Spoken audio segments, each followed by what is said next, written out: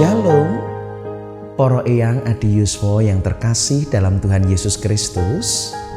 Kembali kita berjumpa bersama di dalam pemahaman Alkitab Adi Yuswa Sabtu 16 Oktober 2021. Karena masih di masa pandemik, maka perjumpaan kita kembali melalui online via kanal YouTube GKJ Wirobrajan. Para eyang adi yuswa, tema PA kita saat ini adalah penyesalan di usia senja yang terambil dari surat 1 Korintus pasal 4 ayat 3 sampai dengan ayat ke-5. Karena itu kini mari kita siapkan hati kita untuk memasuki hadirat Allah.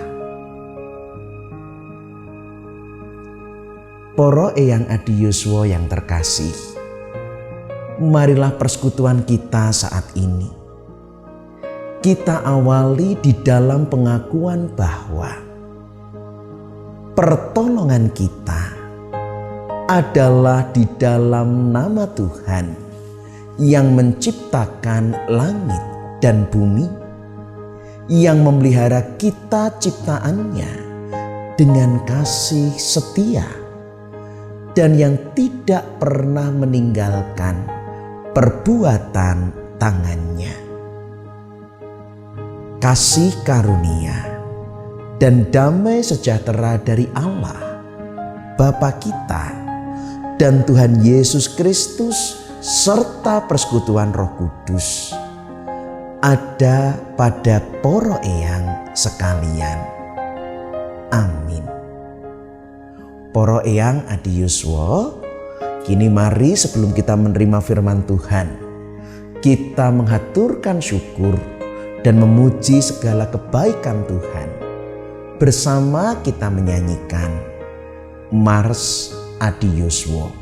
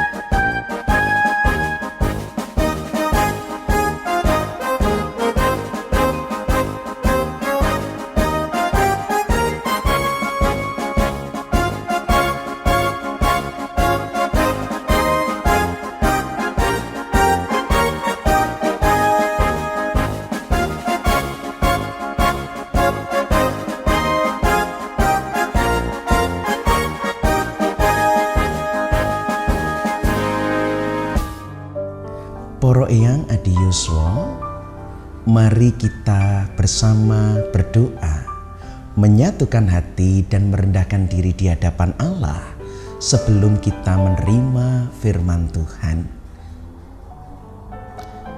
Bapa yang bertahta dalam kerajaan surga, terimalah hormat, sembah, puji, dan syukur kami kepadamu. Sekalipun kami masih bertahan di tengah keprihatinan pandemi COVID-19, Engkau tetap menjaga dan melindungi eyang-eyang kami dalam kekuatan dan kesehatan. Engkau tetap memelihara eyang-eyang kami sehingga tidak berkekurangan suatu apapun. Dan Engkau juga memelihara iman kami melalui setiap perjumpaan, setiap persekutuan dan pemahaman Alkitab saat ini, sehingga kami mendapatkan makanan rohani yang memberi kekuatan dan penghiburan, bahkan yang memampukan kami terus bersyukur dan bersukacita karena kami berharap kepadamu. Karena itu Bapa, sebentar lagi kami akan mendengar firman-Mu. Biarlah kuat kuasa dan terang Roh Kudus-Mu membuka hati, pikiran, dan jiwa kami, sehingga kami semua dapat mendengar dan mengerti, sehingga kebenaran firman-Mu menjadi kuasa yang membuat kami bersukacita penuh ketika kami hidup sebagai pelaku-pelaku firman-Mu. Urapilah hamba-Mu yang penuh cacat celah ini, sehingga apa yang disampaikan seturut dengan kehendak-Mu. Kini bersabdalah ya Tuhan, kami anak-anak-Mu siap untuk mendengar. Dalam nama Tuhan Yesus, Putra Allah dan firman yang hidup, kami berdoa dan mengucap syukur. Amin. Para eyang adi Yuswa, tema penyesalan di usia senja diambil dari firman Allah tertulis dari surat 1 Korintus pasal 4 ayat ketiga sampai kelima, yang demikian sabda Tuhan. Bagiku sedikit sekali artinya, entahkah aku dihakimi oleh kamu atau oleh suatu pengadilan manusia. Malahan diriku sendiri pun tidak kuhakimi, sebab memang aku tidak sadar akan sesuatu, tetapi bukan karena itulah aku dibenarkan. Dia yang menghakimi aku ialah Tuhan. Karena itu, janganlah menghakimi sebelum waktunya, yaitu sebelum Tuhan datang. Ia akan menerangi juga apa yang tersembunyi dalam kegelapan, dan Ia akan memperlihatkan apa yang direncanakan di dalam hati. Maka tiap-tiap orang akan menerima pujian dari Allah. Demikian sabda Tuhan. Yang berbahagia ialah mereka yang mendengar, menghayati, dan yang melakukan firman Tuhan. Haleluya. Para eyang adi Yuswa, kita tahu bahwa kekayaan orang yang usia masih muda adalah masa depan. Sebab di usia yang masih muda, waktunya masih panjang, kesempatannya masih begitu banyak. Maka ia pun memiliki harapan-harapan yang ingin diwujudkan. Ia memiliki banyak cita-cita yang ingin dicapai. Orang yang usia muda, kekayaannya memang masa depan, sehingga memang masih banyak kemungkinan-kemungkinan yang terjadi dan masih tersedia banyak pilihan-pilihan yang dapat diambil menjadi sebuah keputusan. Sebaliknya, kekayaan usia tua adalah masa lalu. Waktunya sudah tidak lagi banyak dan juga tidak panjang. Kondisinya pun sudah tidak seperti waktu muda, penuh dengan kelemahan dan juga dengan segala keterbatasan. Kekayaannya adalah hari-hari yang telah dilewati. Kekayaannya adalah masa lalu, yaitu pengalaman kehidupan di usia tua.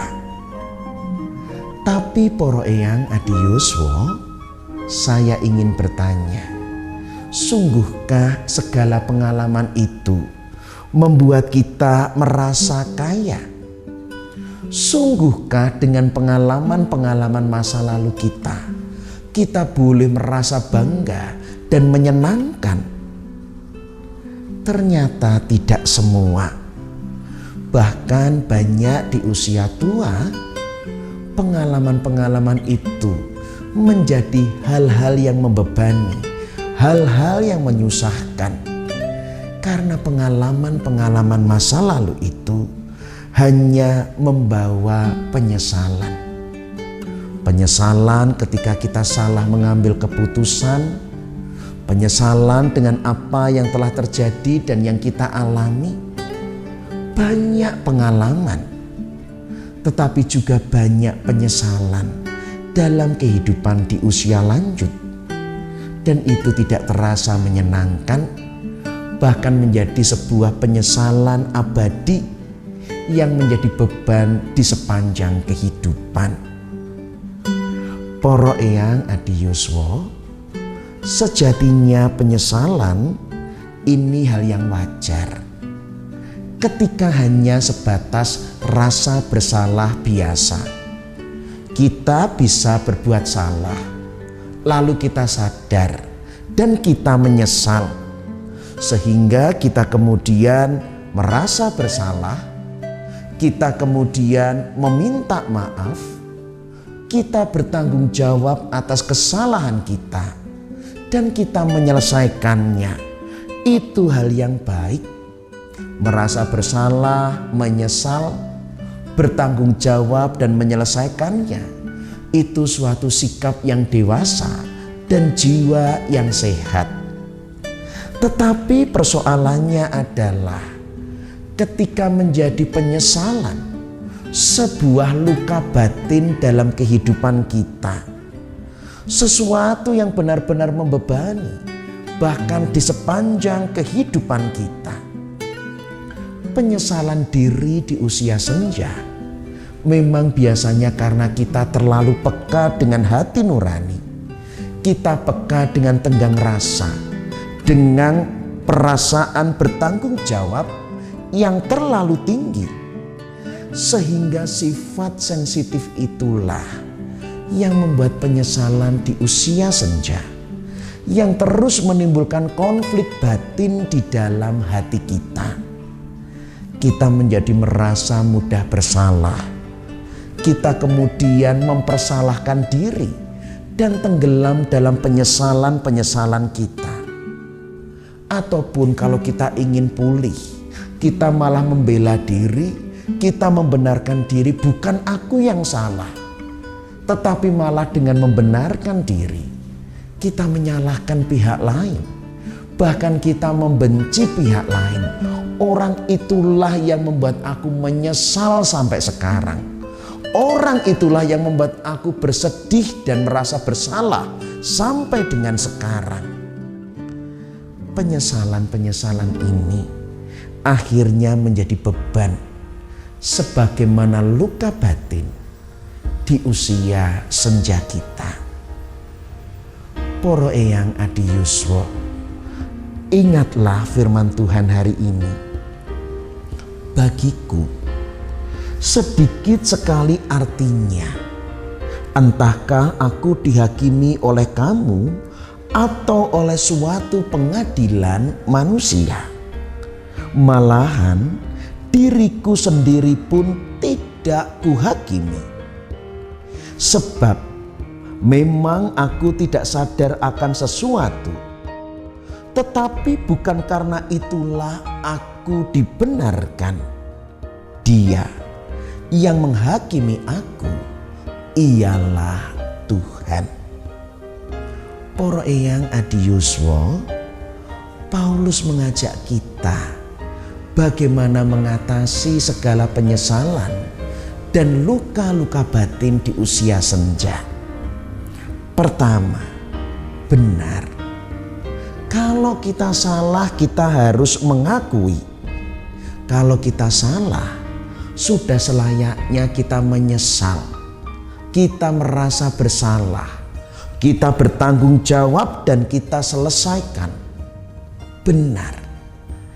Tetapi yang kedua, kita tidak berhak menghakimi diri kita.